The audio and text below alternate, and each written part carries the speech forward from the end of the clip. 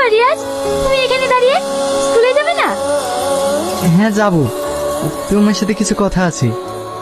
হ্যাঁ বলো। তোমাকে অনেকদিন ধরে একটা কথা বলবো বলবো করে বলার সাহস পাইনি, তাই আমার মনের কথাগুলো এই চিঠিতে লেখা আছে। তুমি পড়ে আমায় অ্যান্সার দিও। এই নাও। কিসের চিঠি? তুমি পড়লে বুঝতে পারবে। আমি আসছি। কি রে, কিসের চিঠি? লাভ লেটার, খুলে দেখ কি লিখেছে। তুমি না, তুমি যে এতটা মধুর, হয়তো তোমাকে না ভালোবাসলে আমি জানতে পারতাম না। দিন রাত্রি তো তোমাকে নিয়ে ভাবছি। যেমন পাহাড়ে বন্ধু ঝর্ণা, মেঘের বন্ধু বৃষ্টি, তেমনি আমার বন্ধু তুমি।